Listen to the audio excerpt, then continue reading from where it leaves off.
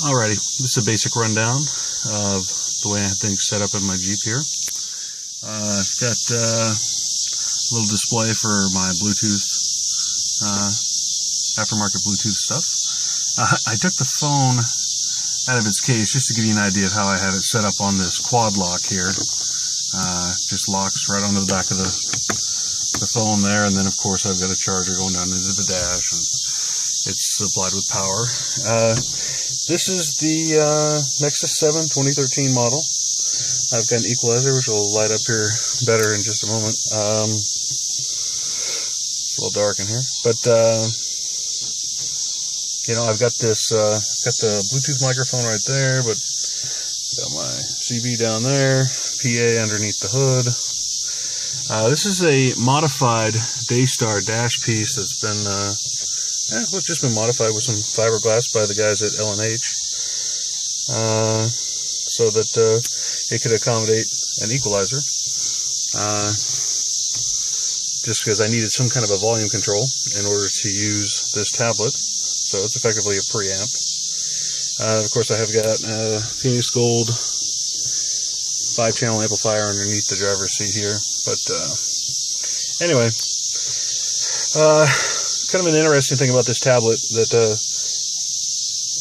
made me want to put this in a vehicle was that you know, a lot of people are doing permanent installations of tablets in cars, and I'm just not a fan of that because, well, there are batteries in these devices, and if you have extreme swings in temperature, like, oh, I don't know, 120 degrees inside of a vehicle in the middle of July, and then negative 10 degrees in the winter, I mean, the battery's not going to last very long, and it's just going to suck. So I needed to come up with a way to remove this. Well, this tablet has the capability of using magnetic inductive charging, so I actually have a inductive charging unit behind this. If I pull this here, it'll drop the tablet down.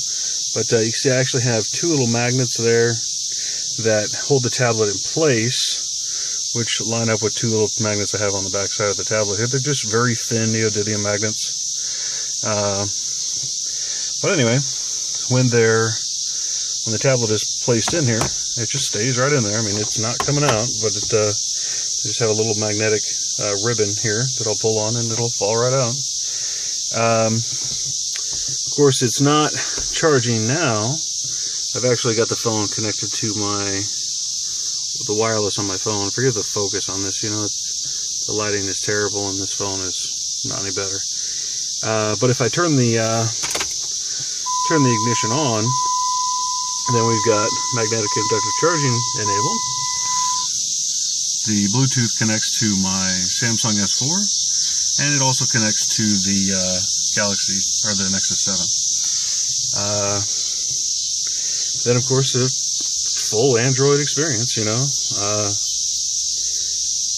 Anything you can do on an Android tablet, you can do on this thing if you want to. Of course, I've got the Wi-Fi shared out on my phone, so if I wanted to listen to Slacker radio,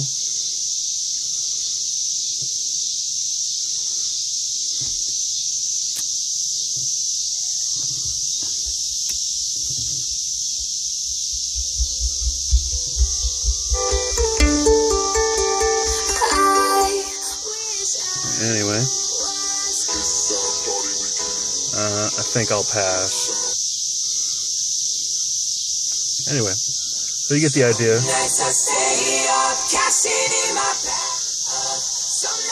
I actually have the external output of the CB there, the speaker output, going into the auxiliary input on the back here, so if I switch to auxiliary, I can actually listen to the CB through the stereo as well. Let's see. We'll pause this and see if I have music or movies. I have Matrix on here, just because I ended up blowing speakers in my vehicle about 12 years ago when I did this on a DVD player back in the day.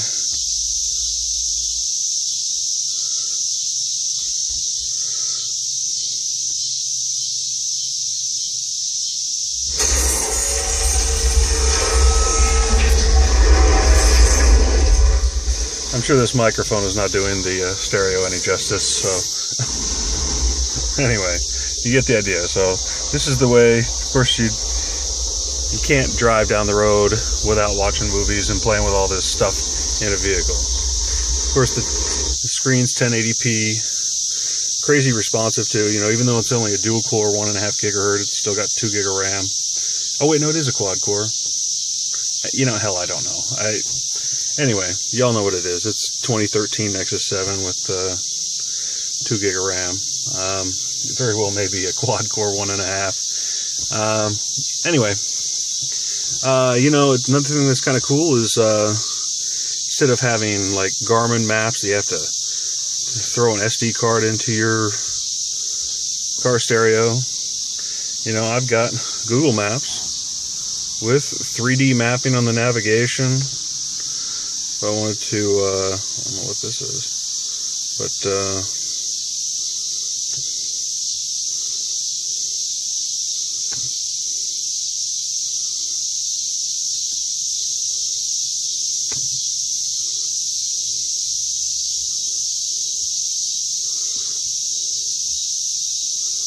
you know, anybody that's ever used Google Maps understands that it's a whole lot better than, you know, the other navigation systems out there. Not to mention it's completely up to date. Head northwest on Southeast Shorewood Drive towards southeast of Benningbead Way. Then turn left onto southeast of Benningbead Way. Nice. Anyway, of course, that being one of the features I wanted to incorporate. I also have a Bluetooth OBD2 scanner underneath the, you can't see, you can see a red light there, but that is going to enable me, Southeast Shorewood Drive, then it's going to enable me to use that scanner to, you know, I can download an app called Torque. Damn, this is blurry. Anyway, I could download an app called Torque, and it will allow me to, you know, monitor the onboard diagnosis of the vehicle. I'll have my phone up in here.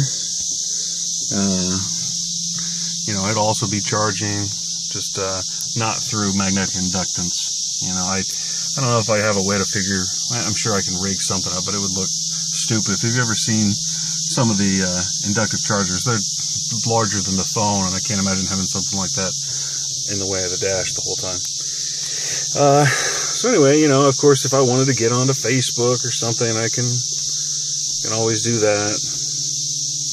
Oops. Google Plus. You know, really, it's everything that would be, you know, be able to do on a Android tablet.